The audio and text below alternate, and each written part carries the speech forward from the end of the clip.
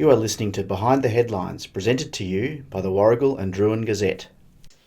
Welcome to Behind the Headlines, the official podcast of the Warragul Druin Gazette. I'm Gazette journalist Nicholas Duck, and joining me today is Bunyip Footy Club senior coach Lachlan Petch. Lachie, welcome. Thank you very much. Thank you for having me, Nick. Yeah, no worries. Thanks for joining us today. So we'll get there straight off the bat. Round one, couple weeks out. How are we feeling? Big game, Garfield, big rivalry. So feeling good. The boys have been working hard on the track.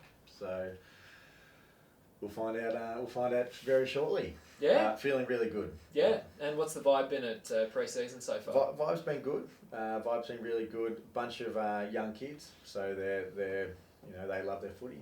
So vibes, they rock up. No matter the results, going off last year as well, they're still there. They're still keen. So that's a good sign. Yeah. And we'll peel off the band-aid early. We'll start with last year, which clearly not the year that the club would have wanted to have. You yourself found yourself in the coaching position probably a little later than most coaches would find themselves. How did you reflect on the year? I think it was a massive team effort just to get through it. Obviously, when you start a season off not on the best the best possible way, it makes for a tricky season.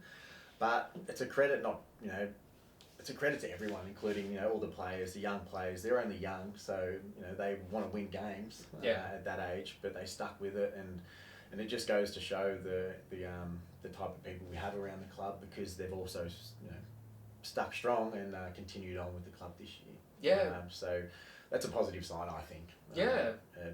Good reflection on their character. Yeah, well, I wanted to touch on, obviously it's pretty easy to focus on the negatives, but what positives did you take out of last year? Probably fielding sides. Yeah. Fielding two sides was a massive positive, but I still think the young players continued to grow. We've got some really good young players that they got thrown into senior football probably 1 or 2, even 3 years too early for their not ability, but just for their players' growth, I guess. So I think there was a lot of individual positives for certain players. I'm not going to name them because I could name a lot of them. Yeah. But I just think probably just player development is probably the major positive out of last year. And like I said, the fact that they've stuck around. I just go back to character. It's a really good show of character. Yeah. And now cutting to this pre-season, obviously your first full pre-season in charge where you actually get to implement what you'd like. How's that been? So it's actually been good. So like you said, last year it wasn't fair on the young players if I was to implement something 2 weeks out from round one. So it was really tricky. We were obviously behind the 8 ball then.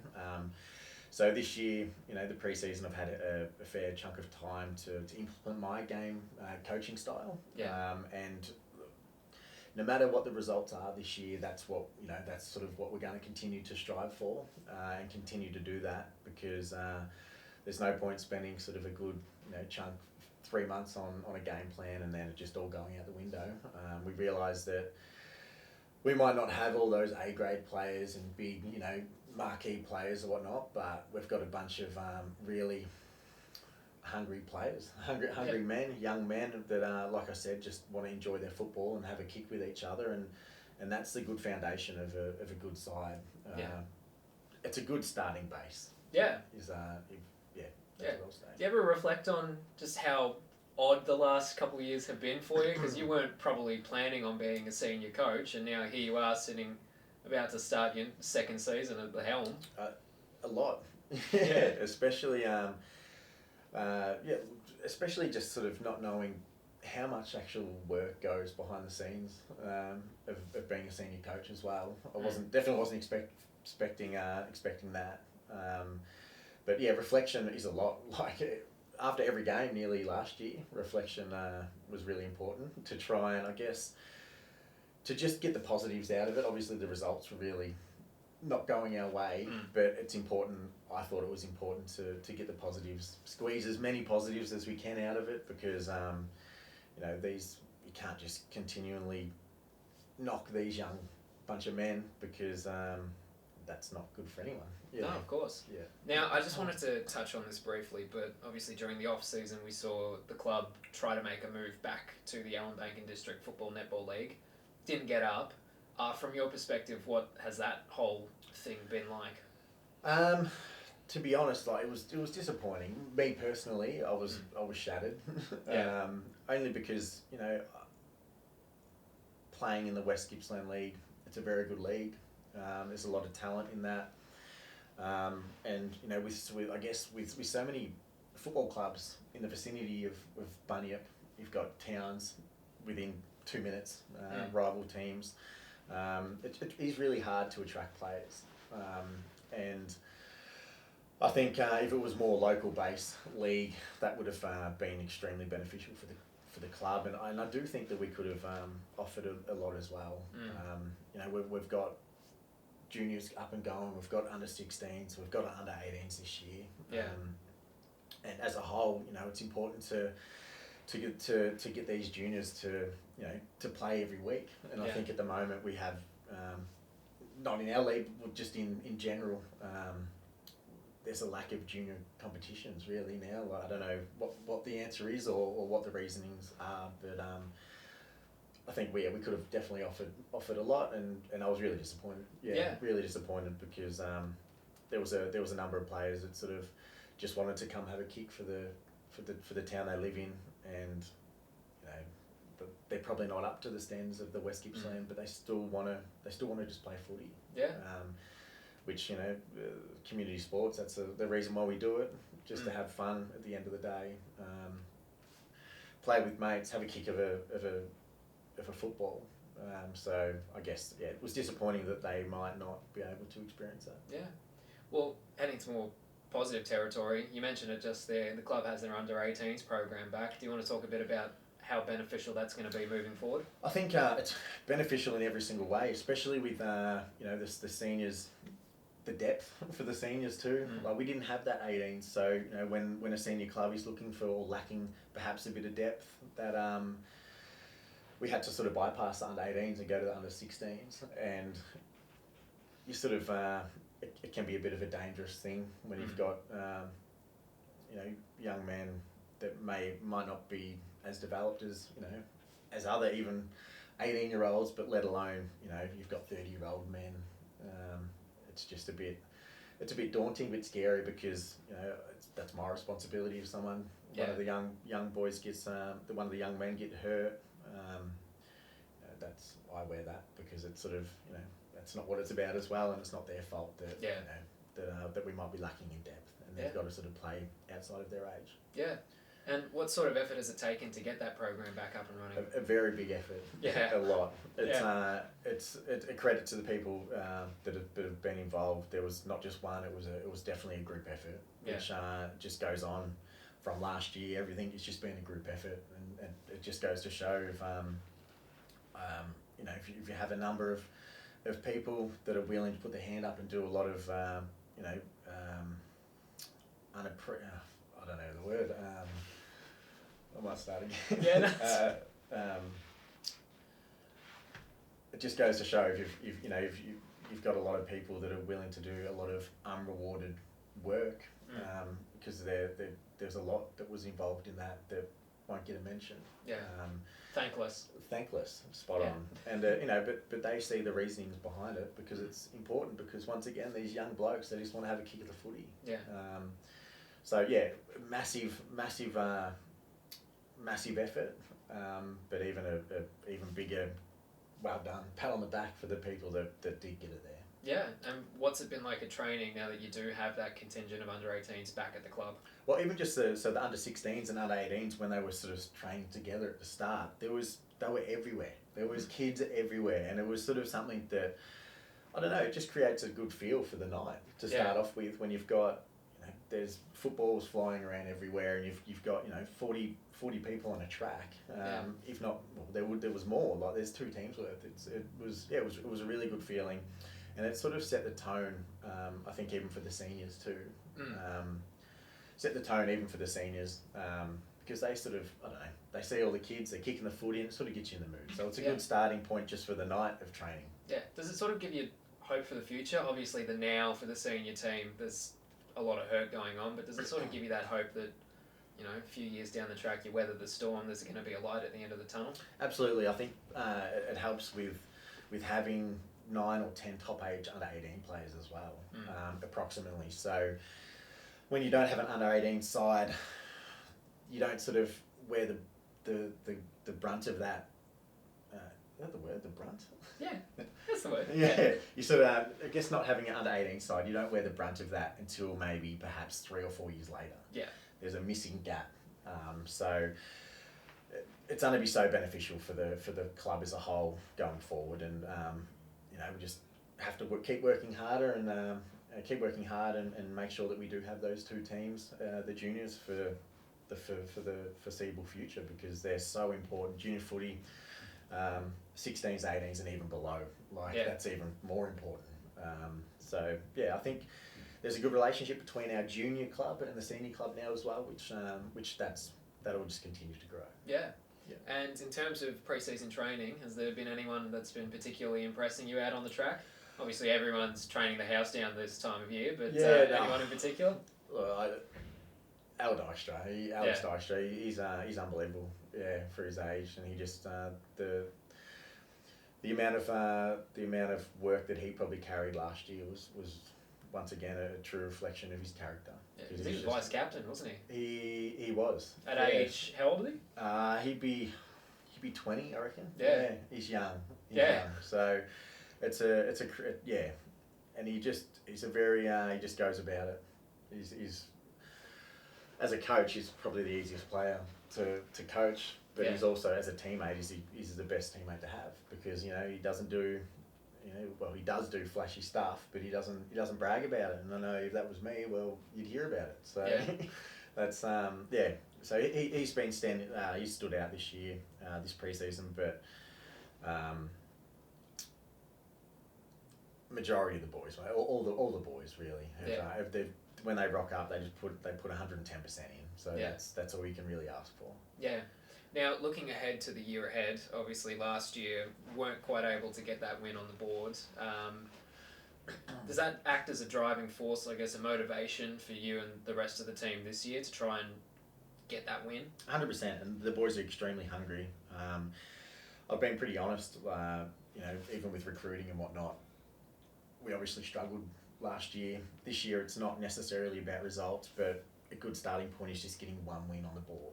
So get a win, get that done, and then we can build on that. Get the monkey off the back. Correct. So we'll be 100% just trying our absolute all to get that win. And then you never know. Sort of, we just need to continue to grow as a group and a club. We are coming from a long way back. We're not. We know that. And that shows in the results. But not only just results driven. For this year, it's about closing the margin of losses as well. Closing the margin in the losses. I think that's important, and just sticking to trying to get the positive bits out and the small wins out of each, perhaps loss. Obviously, losing it bloody hurts, but it's it's important with such a young group that we don't dwell on that too much. We learn from it, and then we try and continue to build and fix, I guess, some of the standout issues moving forward. Yeah, and you touched on it before, but you talked about sort of the strength and character of the group. Obviously, to have the year that you had with, so many setbacks, so many big losses. Do you want to touch on that a bit more? I guess the fact that, the group managed to stay as together as they have and have come back this year with, I think we've talked about it earlier, relatively few losses to the list, really.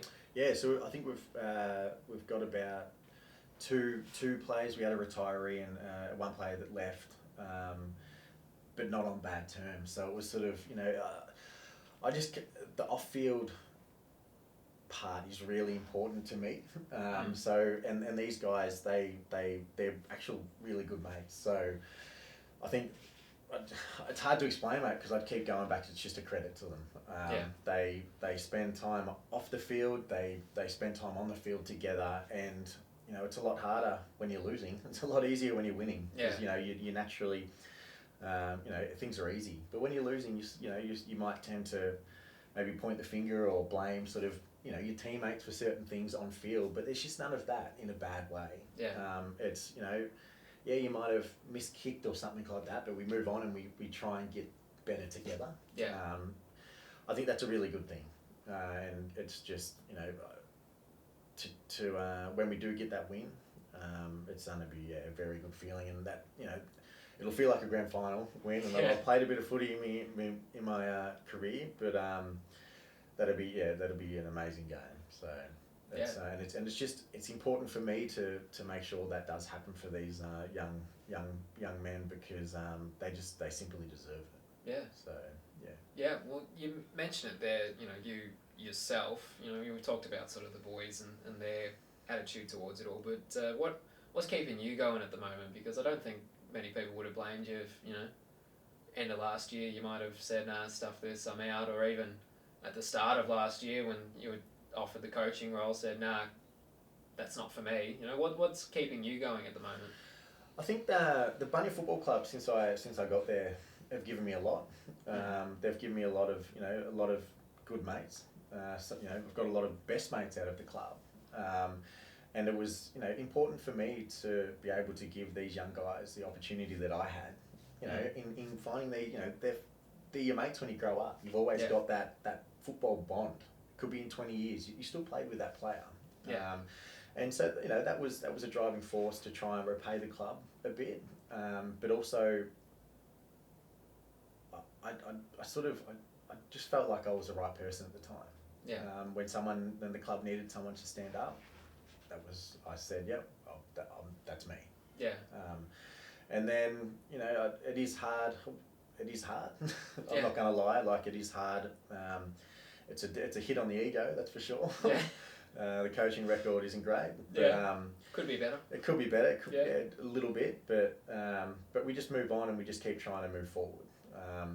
And I think the easy option would have been for me to perhaps throw the towel in and not coach this season. But who is that really helping? It's not helping the club, and it's just sort of back to square one. So I think it's important just keep moving forward and just build the club and rebuild it to where it was in the past. It's got a very successful history. So that's where the Bunyip Football Club deserves to be. So it's up to everyone as a group effort, like I've said many times, to try and to get the club back where it deserves to be. Yeah. And now looking ahead to round one, you mentioned it at the very start, match up against a bit of a rivalry with the Garfield Stars, down the road. Mm-hmm. They've had their own little restructure recently, new coaches there. Are you looking forward to it? What's some of the expectations there? Yeah, definitely looking forward to it. Just looking forward to round one in general, to be honest. But coming up against Garfield and that rivalry basically being in the same town because it's so close is always a good game. Looking forward just to getting into football and letting the guys put forward what we've been working so hard on at training and through the pre-season, actually on the field in a proper game. We've obviously had a couple of practice matches, but at the end of the day, they're practice matches, so you can sort of try a few different things. We've also, we've got a few new recruits too, so it'll be good to showcase them off and just sort of, I guess, show everyone that we are trying and we are trying to be positive and move forward in the right direction. And look, I'm the first to say it's not easy, but that's just what we have to do. Yeah. Now you mentioned those new recruits. Did you want to talk about them? Yeah. So we've got a few blokes. My main aim was to try and get back a lot of players that had played for Bunyip in the past. I think it's important that you show the love to the locals as much as new recruits or new players to the club. So Sam McMillan is a junior. He'll be really good for us. So he's signed, and Taj Murphy also, who was a junior too, went to Garfield and now he's come back. Different player. Sam a lot more. Sam's more mature, I guess. He's a matured player. He's got a few years on Taj, but Taj will be a massive asset up forward, and a player that you just want him to stay at the club, and he can be, in 2-3 years' time, he'll be an unbelievable key forward. Yeah. And then we've got Ronan McNamara as well, another past player, and Zach Bonnet too. Yep. So just important to get people back to the club, because you sort of, I guess, you get those people back, and then other old Bunyip people, they want to come back, and it's just trying to reunite the club and get it back up and going to where it was. Yeah. And then along with bringing in a couple of new recruits, Stu Johnson we got from Doveton, so he's a midfielder. Mitch Smith we got also. Unfortunately, he's gone down with an injury, so that wasn't great. But he would have been a big sort of ruckman, so that would have been nice. But look, we are still actively recruiting as well. So it's we'll see. Yeah, just watch your space. Yeah. So we won't give up until what is it, the 31st of June, the deadline, the clearance deadline. So we'll keep trying. So that's I don't think you can just sort of rest your hat on that, but yeah. Yeah. And what would your message to Bunyip fans be at the moment, given how tough things are? Stick tight. It's really important. I think when a team's winning, it's very easy. Supporters come out from everywhere. They'll travel hours to come and watch us. Yeah. When you're losing, you sort of lose that a little bit. And if there's ever a time where you need the support, it's when you're not perhaps winning those games. So it's really important that all the Bunyip supporters, stick tight, come down, watch the club, watch the footy, and just be around each other. Just support. It is very easy to, I guess, say stuff if you're not perhaps involved in the inner circle, or in the four walls. But everyone's trying really hard, and they won't give up. So No, good to hear. Well, thank you for joining me, Lockie, very much, and thank you for being so open and candid, given what the club is currently experiencing, and obviously we wish you the best of luck for the season going forward. Perfect. Thank you very much. And we're here now with Bunyip Netball Club President Lisa Proctor. Lisa, thanks for joining us. No worries, thanks for having me. No worries at all. So, just a week or two out from the start of the season, how are we feeling down at the Netball Club? We're feeling good. We've got some really good numbers this year. So we had over 50 come to our senior trials at the end of last year, which was really good, especially coming off the back of last year where we were sort of chasing numbers every week. So it's good, and lots of new faces as well, and we've got some girls return as well, which is good. Yeah, good. And after last year, it was a bit of a tough year for the netball club and the football club. How did you reflect on the year after it was all said and done? I think we achieved a lot of things off the court, which we deemed a success. We obviously didn't get the wins that we wanted to on the court. I mean, our B grade finished quite strong. They been able to sort of cement their side a bit earlier on, they probably would have been finals contention, but just wasn't to be. So we achieved a lot of stuff off the court, and so that's how we sort of see that as a success from a club point of view as well. And what sort of moves have you made in the off season after that year? What do you mean? Well, just in terms of trying to make an improvement for this season. We were able to lock in a senior coach early, so I think that was sort of something that affected our year last year. It was very late announcing Ben Dixon as our coach for 2023, but we locked him in early last year, so we were able to notify players and have those conversations with those ones that we wanted to retain, and got our C and D grade coaches locked in early as well. So that also helped sort of moving into this year and getting the numbers that we did down at trials. And what have numbers been like at training since the trials? Yeah, they've been great. We've had at least 30 every week at training, so which is really good. It allows the coaches to, we're still going through grading, so our teams aren't final just yet. We've sort of got our AB squad and our CD squad. So, we'll take the next 4 weeks as well to sort of finalise those teams, and it'll be good. Yeah, good. And your round 1 opponents, I believe it's Garfield? Yes. From my memory, yeah. How are we looking forward to that sort of clash? It's a bit of a rivalry. It is. I mean, they had the upper hand on us last year. They've really improved in the netball front and got some really good quality players down there. So I think it will be a little bit more competitive this year with the players that we've picked up. So actually really looking forward to it. So it'll be good. Yeah, and in terms of those players that you have picked up, who are some of the notable recruits that you've brought in? So we've got Ali Johnson, who was in the 2022 Team of the Year for West Gippy. Mm-hmm. She's returned to the club this year and also coaching our 17s, which is great. We've got Fiona Burns. I'm not quite sure where she played previously, but we've got Jessica Drazzy. She was from Currumborough and played in the A grade teams that won the grand finals a few years back. And who else have we picked up? That might be it just for A grade. And we've just sort of reshuffled a few players within the club as well.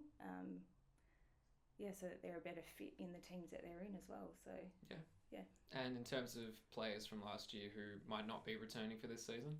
Yeah, so we've got, from A grade, Bridie Cunningham.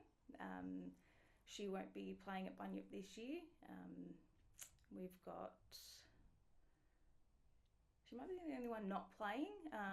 So from our A grade side, there's myself and Maddie McDonald, who have I guess been dropped from A grade, but we've just been placed in teams that we're probably better suited to with the girls that have come in to the side. So Yeah, good. And what's the general vibe around the club at the moment? Is training feeling positive, feeling ready for the season? Yeah, we are. Like, it's really positive vibe down there at the moment. And after our practice match against Longwarry on the weekend, we had some wins. So all 3 of our senior teams had wins, which has got the girls up and about. I think we had a practice match against Allenbank a couple of weeks before, and that didn't go so great. And that was just sort of getting the feel for players too. So where they'd be better suited, and we utilised the rolling subs on the weekend, which was great with it being so hot, and found that to be really effective too. So we're looking forward to that coming into the season this year. So that's being implemented into West Gippy this year then? Yeah. Okay. How do you see that affecting how games are played this year? It can be very strategic. Like, I think, I haven't seen much of the leagues around here using it. I do know a couple of clubs use it quite effectively. And we for the A-B grade game that we had on the weekend, with it being so hot, at the halfway mark of every quarter, we sort of just had a chop out, which was great. You got out there, you gave it your all for 8 minutes, and then were able to have fresh legs again for the last, which was really beneficial. So, I think it can turn games quite significantly if used correctly as well. Yeah. Do you think it's going to make for a better game overall? I think so. Yeah. Yeah, and it just removes the, calling time and having to fake an injury and that sort of thing to swap out. And it just, gives the coaches a chance to, you might make changes at a quarter time, but the opposition has as well. And then once you get out on the court, it may not be a great matchup. So you've got that opportunity to be able to then switch it back out to get back on top. Yeah. No, cool. Yeah. Now, I just wanted to briefly touch on this. Obviously, during the off-season, Bunyip did make an attempted move back to the EDFNL, which unfortunately, or fortunately, depending on who you ask, didn't go through. From the netball perspective, how do you reflect on that move or that failed move and now coming back to West Gippsland? I think for us, we were there, supporting the football club in the move, and wanting to sort of bring our netball and football clubs closer together, and going into the Allenbank League, that would have been a great opportunity for us just to keep a bit more local. But we just continue to focus on this year, whether it was going to be in West Gippy or Allenbank. So the decision essentially didn't really affect us that much. We just want to get girls out there playing netball. And what league that's in, it wasn't a massive concern for us. So, we're able to retain 2 more teams by staying in West Gippy. So we've got the under 11s and our D grade as well. So for the netball club, it's probably, with the numbers that we had at trials, it's great that we've been able to stay in West Gippy, and we had those trials before knowing the result as well. So we had to cut a number of players, and if we had gone into Allenbank, it's a whole team. It's a whole nother 9 players that we would have had to sort of move on as well. Yeah. Yeah. Yeah. Okay. So ready for the season ahead in West Gippsland then? Yeah. Yeah. Yeah. Cool. And in terms of season expectations, do you have any sort of hopes for how A grade in particular can perform this year? They'll be a lot more competitive. I think just we had not as much experience in our A grade side last year, and it was quite young as well. So especially in the attacking end, the girls did a great job to get up week in, week out and put up a fight. But I feel like this year we're going to be a lot more consistent in playing a Bunyip brand of netball. If we don't sort of hit the bottom of the top 5, I think, we'll slightly just miss out. But yeah, I'm confident the girls will do a really good job this year. Yeah. Do you have any sort of hopes in terms of a number of wins, or are you just sort of taking it week by week? Just taking it week by week. It's a whole new team sort of thing. There's lots of ins. I've also got Stacey Dayton coming back after a knee reco. She was previously at Tooradin, so she's joined Bunyip this year. So, there's all these new players. They've got to figure each other out, and which might take a couple of weeks. But they're all quality players, and I think they'll get out there and they'll be able to. I feel like they'll get more wins than not. Yeah. And in terms of the club's junior numbers, how have they looked so far? Yeah, we had really good numbers for juniors as well. We had our trials as well. We did unfortunately have to make some cuts too, which is not what we want. We just want to get the young girls out there playing netball, but to be fair, you've got to kind of cap teams so that everyone's getting the opportunity to take the court. And we've got some great coaches in too, so taking care of the juniors. So we've got good numbers and some good quality players as well. Yeah. So overall then it would be fair to say that the expectations are that this year should be a pretty solid improvement on last season then? Yeah, absolutely. Yeah. We've got a great committee and exec at the moment too, so there's a lot of people doing a lot of work behind the scenes to get everything going, and getting grants to improve our club and that sort of thing. So it's positive vibes down at the netball courts. Yeah, awesome. Well, I think that just about covers everything. So thank you very much for joining me, Lisa. No worries. Thank you. Thank you.